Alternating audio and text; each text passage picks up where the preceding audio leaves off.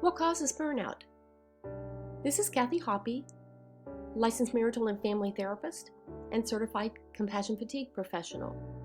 We have a problem: work-related stress disorders. We know it's a problem, and we just want it to disappear. We talk about it in hushed tones, usually in reference to somebody else, but we're afraid to talk about our own burnout. See, our jobs are dependent on being emotionally healthy individuals. If we admit we have burnout, then what will we do for a living? Whether you work with people, animals, or volunteer in nonprofit settings, or are a caregiver, you're susceptible to burnout. Most of us believe the right way to prevent burnout is to stop doing so much. We think it's caused by being too busy or overcommitted or working too many hours. But look around.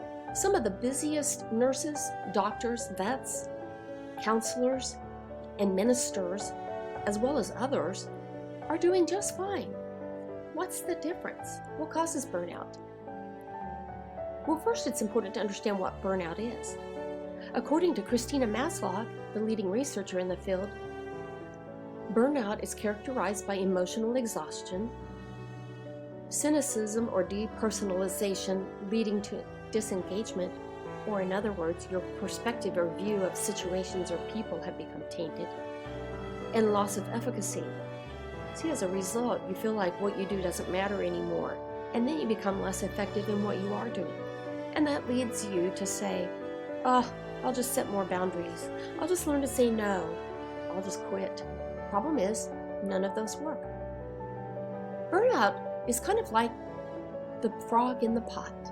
You can place the frog in a pot of cold water and then turn on the heat, and he has no idea what is about to happen to him because the process is gradual. And that's how burnout affects all of us. It's gradual, it's pervasive, and once we get it, it's really difficult to resolve. But what causes burnout? Basically, there are three causes: cultural, external, and internal. It's a problem if we don't understand why it occurs. There are cultural factors for burnout. In other words, there are demands on me by the systems that I live in and operate in and work in. And it may be the company I work for, it may be the mental health or the healthcare system, it may be the country that I live in that expects that everyone will be busy in order to be successful. It may be external factors, like role ambiguity. I'm not sure what my job is or how to define success. Or a role conflict, where I'm asked to do something that I'm either not comfortable with or that really goes against my value system. Or work overload. I'm asked to be responsible for too much or too many people. Or a lack of control, where I feel like I have no voice in what is happening to my job. Or a lack of control over my own schedule. Or there may be a lack of reward when people don't tell me that I'm doing a good job. Or it may be a lack of fairness. There are also internal factors that have to do with personality, skill level, and age. So how can we fix it? Well, usually we first try to fix the person, right?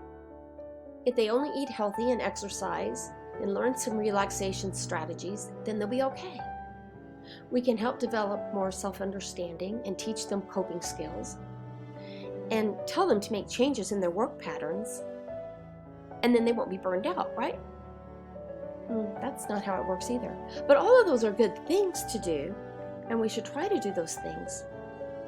But if they still work in a system that's dysfunctional, or that demands too much, or that doesn't provide the appropriate resources needed for the job, they're still going to burn out. There are changes that need to happen in the work environment. There are changes that need to happen in the supervisory experience. And that may mean supervisors learning how to manage people and to be aware of when people are burning out. And we need to do more to engage employees or re-engage them when we see them burning out. So in other words, we really need to fix the system. But what if we think engagement, that's the key. So if you're feeling burned out, don't do less. Become more connected. Lean into your job, don't lean away from it. And remember, prevention works better. Naomi Rachel Remen says it best. The expectation that we can be immersed in suffering and loss daily and not be touched by it is as unrealistic as expecting to walk through water without getting wet. We're all going to get wet, but we don't have to get burned out.